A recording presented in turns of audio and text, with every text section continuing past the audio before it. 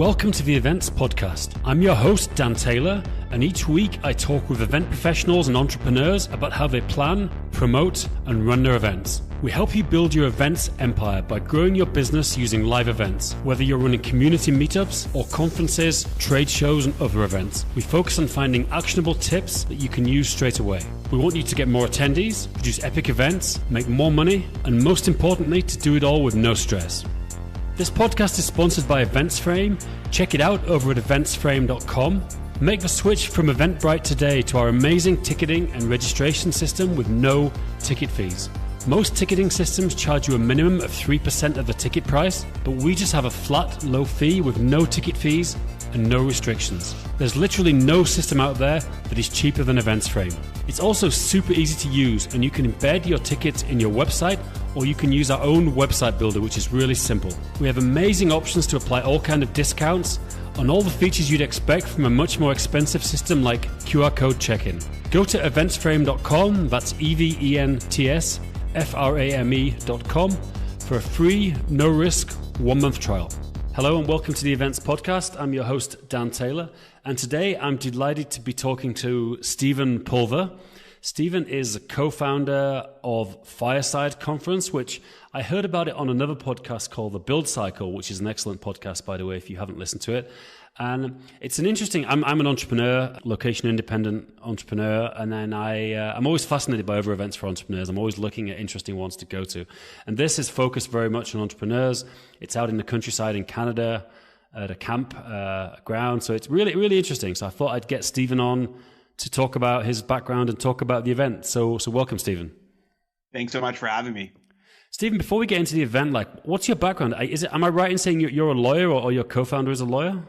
So we're recovering lawyers, as we like to say from time to time. So I was a lawyer up until leaving practice about 2 years ago now to start a startup basically in the legal technology space. But Fireside law, legal technology, all those kinds of things coming together. What's your startup, if you can say? What's it called and what does it do? Yeah, for sure. So our startup is called Minutebox. Minutebox, is that right? Minutebox, yeah. And we are an end-to-end solution for law firms helping to manage their corporate records. So we're a B2B primarily business that helps law firms manage all of the data in respect of their own clients. So that's been a very interesting journey where we're kind of leaving law and going into that has been fun.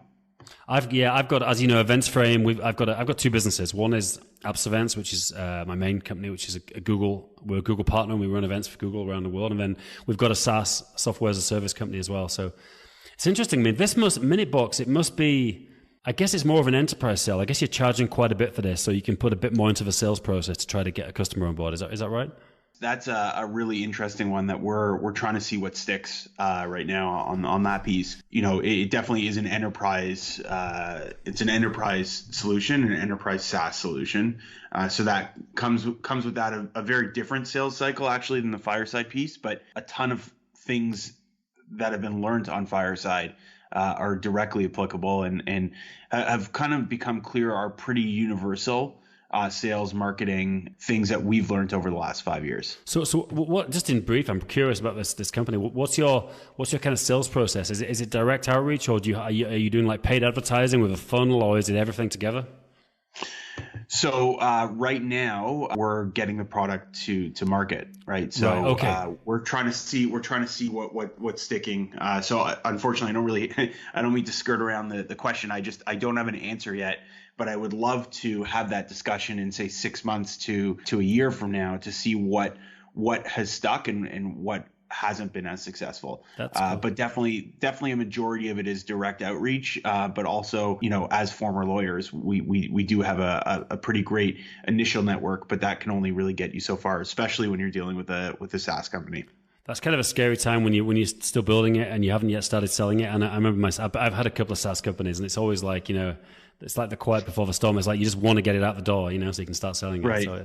Well, we're selling it, but we haven't really turned on all of the marketing components, right? Right. Okay. For the simple reason of, we see it with Fireside, the second you open something up to the public and you start marketing it out there, you better be able to support every single person that comes on and give them a level of service and quality, and those are really important things to us on, for every business that we do. It doesn't matter what the vertical is, that we need to make sure that we're ready for them, so that people aren't being onboarded regardless of the business and feeling like, oh my God, this needs some more polish. Definitely. I mean, yeah, I'm just keen about your background before we get into the Fireside Conference. So you said, have you run other businesses as well then? Is this your thing, or have you done anything else on entrepreneurial? So Fireside and Minutebox really are like the kind of culmination of several different businesses that were either successful or complete failures, more complete failures than anything. Yeah. And I'm sure Daniel would say the same. So Daniel is actually my co-founder on Fireside, but also on Minutebox. So, we both ran, Daniel had a startup, quite a large startup with an exit a few years back. And I ran my own digital media company for quite some time. But neither of us have built something to this point at the scale of something like Fireside or Minutebox, which are kind of both starting to take on a life of their own. So we're kind of venturing into new territory, but feel very comfortable given where we've come from. Great. So let's get into Fireside. How did it come about? And do you want to give an overview of what, let's start from the beginning. Like, what was the event in the beginning? Like, how did it start before we get onto what it is now? Like, what was the original idea right at the early stages? And maybe it was even called something else. I don't know. Yeah, for sure. So let's go back to 2014. So the winter of 2014, I was practicing law in Toronto and becoming incredibly frustrated with the conferences and meetups I was going to. There were some great technology and entrepreneur meetups in Toronto, which is where I'm from and I've lived my whole life. There were always great events here in the city where I saw the disconnect was anything longer than like an hour to a 2-hour event really just completely lost my attention. Going to full day seminars or conferences in the city, I just felt like there was no heart or soul to them. They were very short-lived. They didn't provide the ability to really connect with one another and form really deep, lasting bonds. And I thought that was unfortunate. And at the same time, I've spent my entire life in camping. So since I was a little kid, I was always the kid that wanted to be out in the woods and going up to summer camp in the summer as a child, and then later as a staff member. So I actually spent 24 years officially in camping, going to summer camp, working at summer camp, running summer camp. And something just dawned on me, thinking, wow, we could bring these two things together. We can do something that brings entrepreneurs, innovators together for a weekend at summer camp, let them relive part of their youth, but also use camp itself, which is so incredible for children, and use those same qualities to help entrepreneurs. And that's really what this is all about. And I guess the camp venues are actually, most of the year they're vacant, I presume. They have certain dates in the summer holidays when there's camps and the holidays, and I guess outside of that, they're vacant, so they're probably quite easy to get as a venue as well, I'd imagine. Right. So that's a really good point. So taking a step back to, again, 2014. So 2015 was our first session, and finding the date was obviously very difficult. So Canadian wilderness, to take another step back. So Fireside itself, which I should explain, is a once a year off the grid retreat for founders, influencers, creators, investors. There is no typical Fireside attendee. It's a group of the most interesting people from around the world that we can find through our application process to basically come together, completely disconnect from technology for the weekend, and form really amazing, lasting bonds, learn, sit around the campfire, engage with one another, and just escape to this beautiful campground, a 750-acre campground with a private lake, and people go water skiing and do yoga by the lake, and it's really a remarkable experience. But when it comes to finding the dates, we are at the mercy of the camp itself, which runs from late June until late August. Yeah. So it's actually funny. We opted for this date in September September 5th, which is always the weekend after Labor Day, for the simple reason of worrying about the bugs in June. So Right. we have a lot of people that aren't so fond of early June bugs, and we thought that September was a perfect time. It's kind of the Kickstarter for a lot of people's busy fall. So that date's worked pretty well for us. Right. Cool. So how did it go? How did you get started with the idea, like, and how did you run the first event? Yeah. So the first event was run with no budget. And that doesn't mean an unlimited budget. It literally means we had no money for anything. Yeah. And so what that meant was every dollar was going to essentially pay for camp. And that, for us, that meant some decisions to be made early on. We brought really our community out, our direct kind of, to use the LinkedIn phrasing, like our first connections out to Fireside. So we were around 60 to 70 people in that first year, where Daniel and I really knew pretty much everyone that was there. And then over the years, that's expanded, where friends of friends are now joining. And we have, I would say, 70 to 80% of the people that are stepping foot at Fireside every year are people that we've never met. We've of course had phone calls and emails back and forth. Every single person, and this hasn't changed since year one, every single person that attends Fireside has been through our application process. And that might mean, they've had a phone call with us, they've gone through the process, or they're coming through, a group where their group leader is kind of that ambassador for them.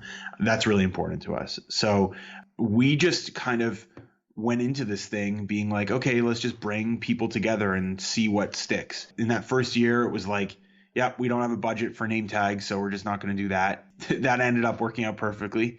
It's funny, like it makes so much sense now. Like, why the heck would we have name tags? You're around camp, go up to someone and ask them their name. We're very informal like that. It's summer camp ultimately. In our first year as well, we were looking into renting a satellite truck to come out and actually blanket the campground with cell service and Wi-Fi. Thinking that like our guests would want that and would be seeking that. I think it was like $3,000 or $4,000, and we like just literally didn't have the budget for it, and didn't end up doing it. And it was by far the best decision we could have ever made, because we ended up with this completely off the grid conference that now we own. We own what I mean by owning. I mean like owning the ideology behind disconnecting, which we believe is so super important. So in your first event, who did you get to speak then? Who were your presenters? So a big thing for us, we realized early on, was that we really didn't want to differentiate too much between speakers and attendees. Yeah. And that's a big piece. So we looked for a few key members in our community that we had direct connections to and said, can you come up and give an address? So that first year, we were really focused on like one or two really great speakers. What ended up happening was that people started showing up and we're like, wow, like you have so much to share. Why don't you just hold an impromptu session? And that's where like this entire idea of like our schedule being really flexible. I mean, we print our schedules every morning, right, up at camp, because things are constantly changing. We have people attend that say, "Oh, wow, sorry." Yeah, interesting way to do it. Printing it, doing it as on the fly. That's great. Yeah. So basically, like for us, we tried really hard over the years to not do too much differentiating between the two.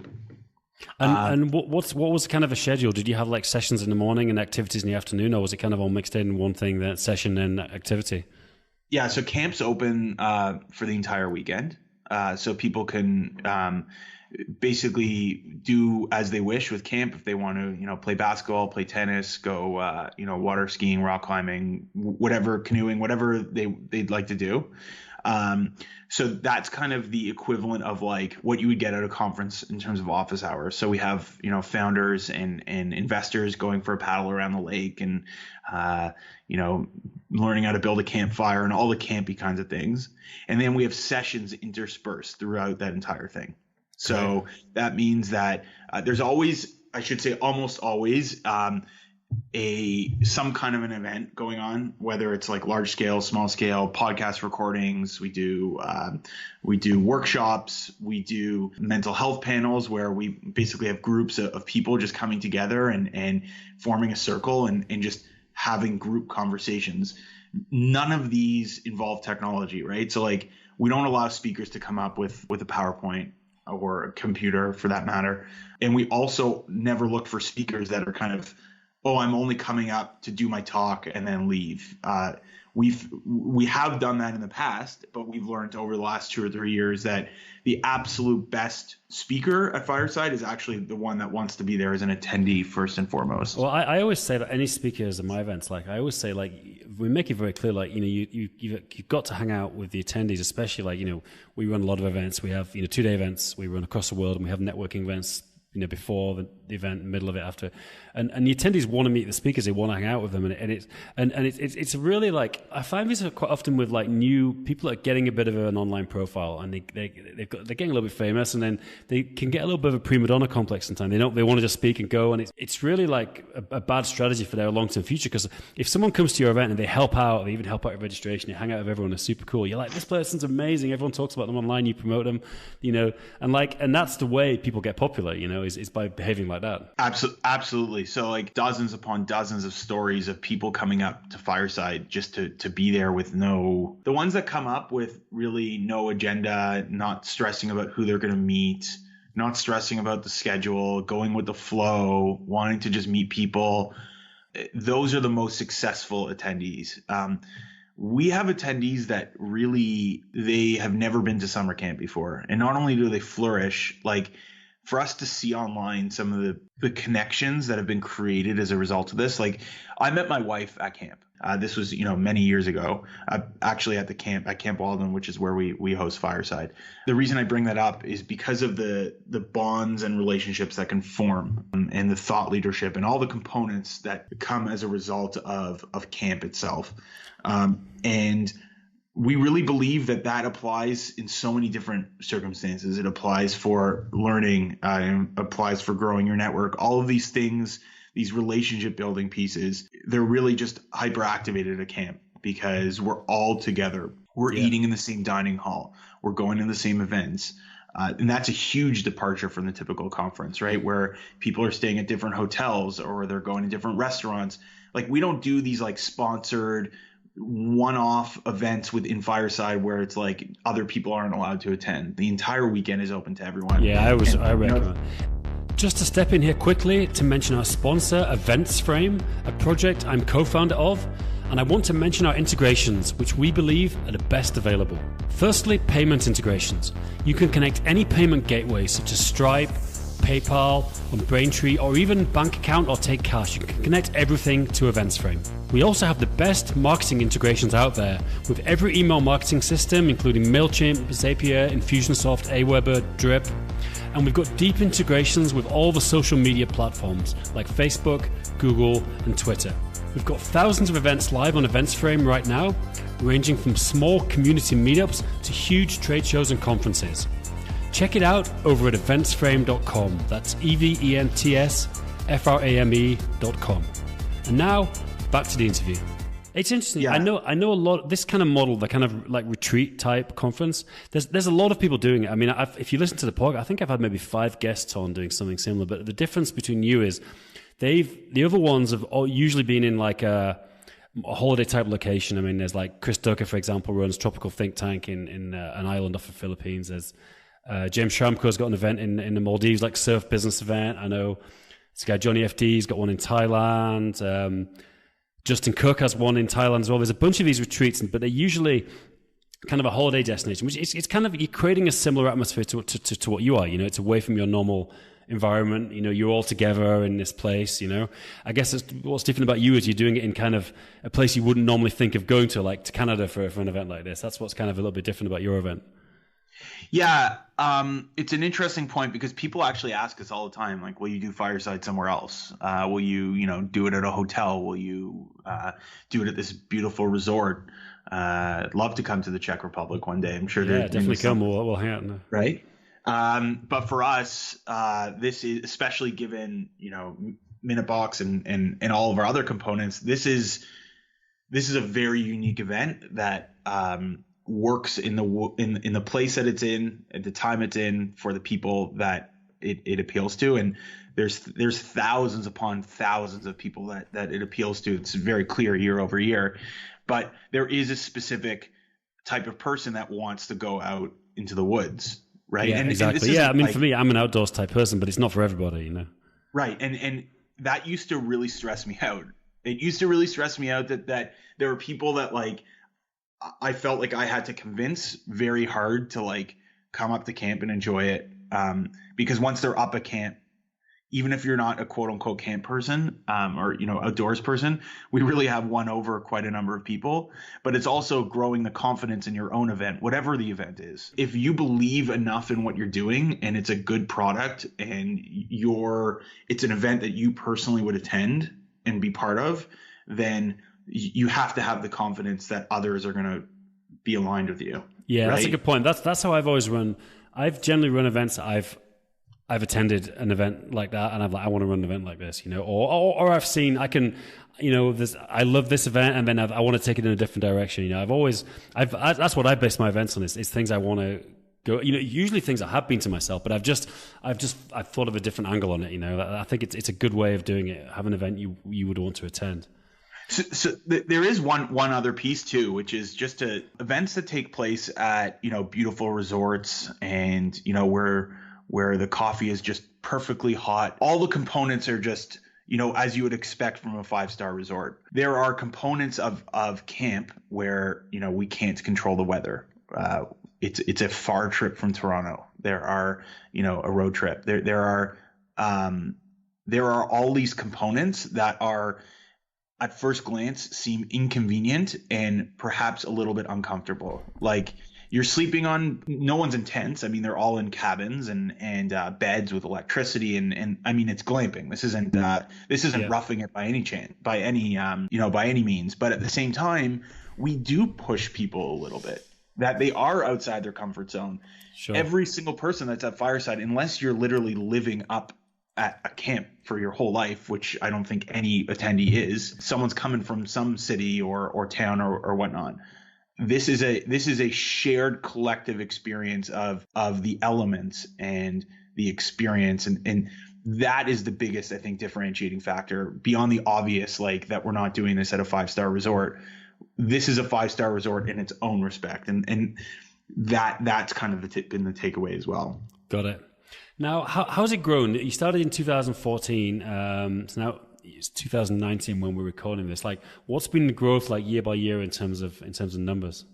First year we were about 60 to 70. Yeah. Can't pin down that number because we had literally no stats of anything, which is to be expected in the first year of doing something. And then we grew to about 200 or so in our second year. And then our third and fourth year were right around 400. So last year we were just under 450. Listen, we could go to 600 or 700 if we wanted. There's enough physical space. There's enough beds. We could do it. But 4 to 450 is our sweet spot.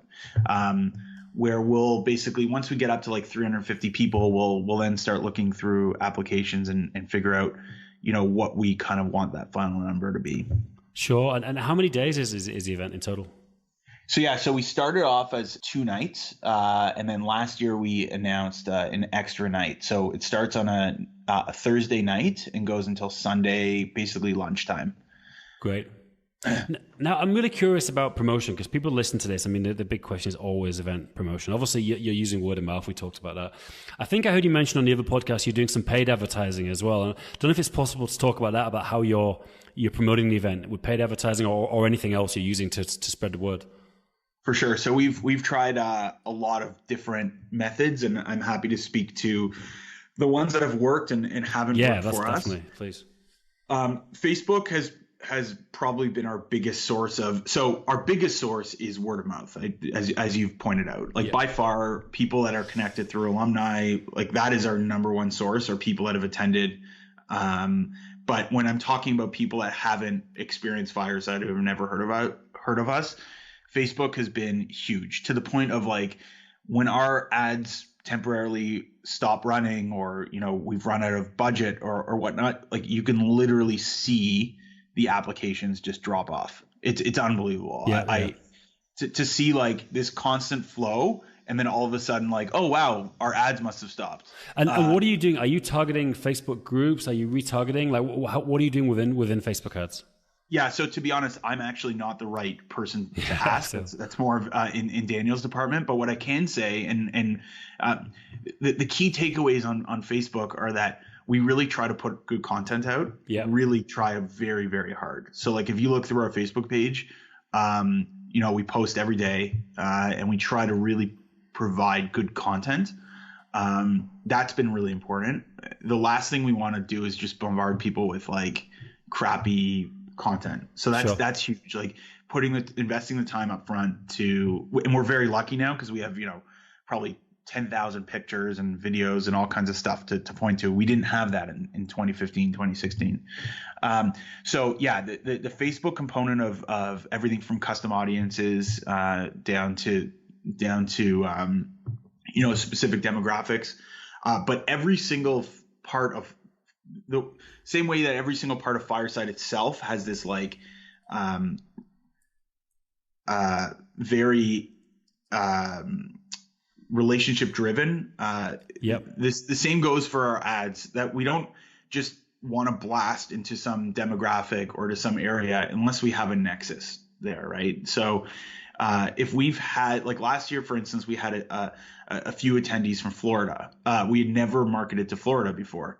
I actually have no idea how they found us, but at the same time, that's an interesting one. So now that we know we have attendees from Florida, like we want that collection of people that are friends with our alumni to attend. So we're gonna focus more on making sure we're marketing to friends of our attendees, because those are always our best and people. Someone from Florida is probably more interesting, because somebody from like Pacific Northwest or something, they're already from a similar environment, you know, whereas someone from Florida, it's completely different to their daily life, you know.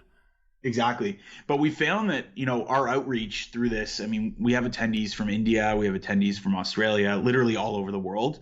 And quite honestly, I wish we had better data, and this is something that we'd like to get to, hopefully, you know, to know exactly how they found out about us. We can tell, but at the same time, you know, we're just very blessed to have people finding us. So something must be working. And do you have an offer? Do you do like a lot of events? Like after the event, you'll do a reduced rate for the following year for attendees, like for a limited period? Yeah, so we do an alumni rate every year. Yeah, the alumni rate itself will fluctuate from year to year, and that's really to help what we call like a fire starter. I just did air quotes, and then I realized that I can't see. So I'll imagine. So yeah, we'll do like a fire starter campaign, which is essentially it helps us. It helps the attendees with the reduced rate, but at the same time helps us, you know, pay our initial deposits and things like that. We don't typically discount. We do offer group rates for people that are coming as a team, founders, or a group of people that are, you know, purchasing a cabin. We allow people to actually come to Fireside, buy a block of, you know, 16 tickets and purchase an entire cabin. Do people get their own bedroom, or do they have to share rooms at this event then? Yeah, so it's so we do actually have like VIP. The only VIP that we have in the entire conference is that we will offer, like, we do have limited better cabins available. So those are, you know, private accommodations and things like that. Those are limited.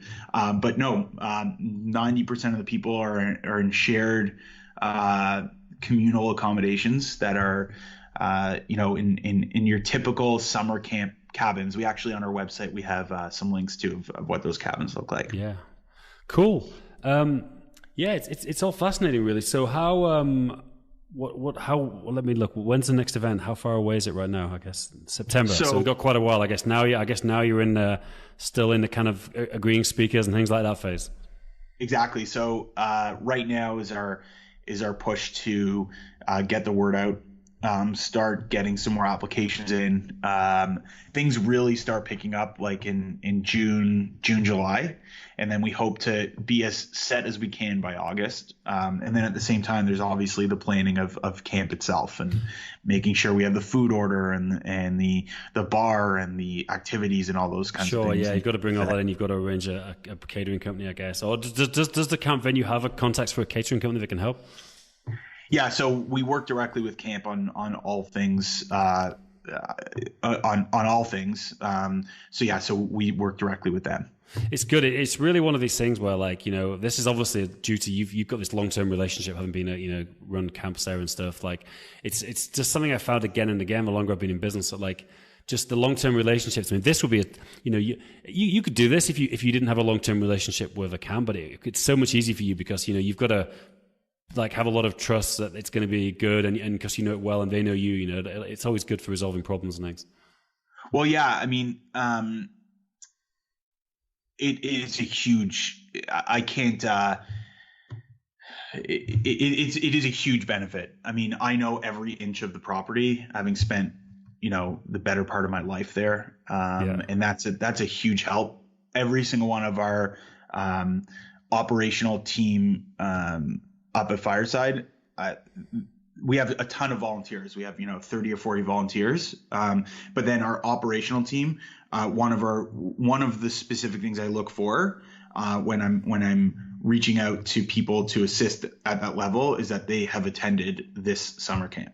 Great. So because it's one less thing for me to explain, I can.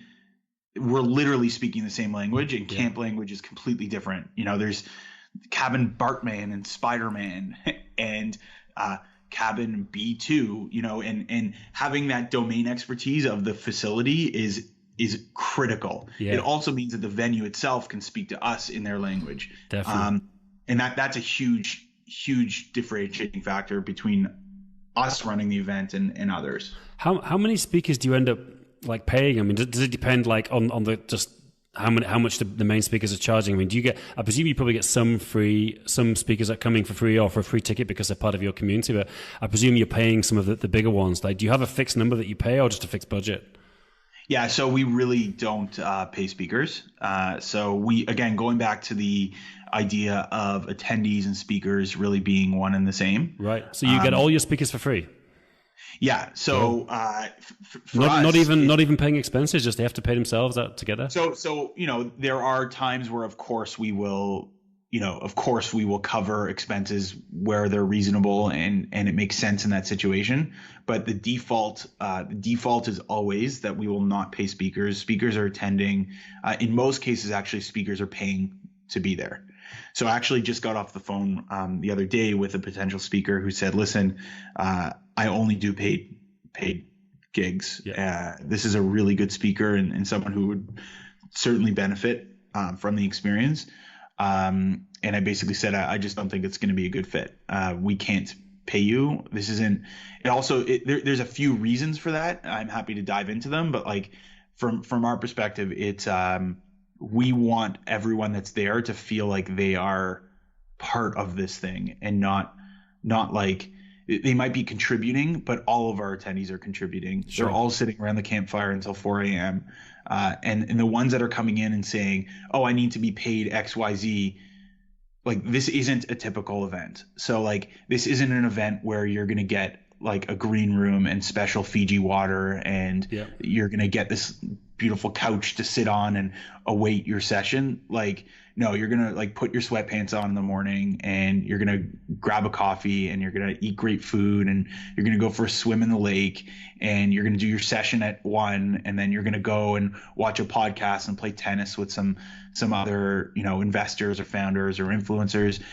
Like your talk is one component of the entire experience. Does that make sense? Yeah, definitely. Look, Steven, that's a really interesting place to finish. I think we're right up against time here. That's genuinely fascinating. That's kind of a tough time for me. I would even come, I think, but I'm off to Asia for 2 months with the family that time. And I'm so sorry to hear that. Yeah, maybe next year. I'm actually in August, so I'm going to be in the US. We're going to be in in Washington State, actually, in August. We're climbing a mountain with a friend of mine, bizarre. And then off to Asia after that. But next year, maybe. It looks like a very, very interesting event. So thanks a lot for coming on the podcast, first of all. Thank you for having me. And I'm more than happy to speak to any of your listeners who want to chat. They can email me at Steven@FiresideConf, Fireside, FIRESIDECONF.com.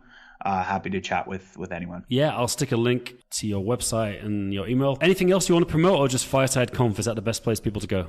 That's the best place. And if people just mention that they heard us on your podcast, I'm more than happy to kind of skip them to the top of the line and have a chat with them in short order. Sounds good. Thanks a lot, Steven. Pleasure and great talking to you. Thanks for having me. Have a great day. Do you want to sell more tickets to your amazing events? EventsFrame event ticketing has been built to minimize the amount of time it takes to buy a ticket. Result? You sell more tickets. Check out EventsFrame.com.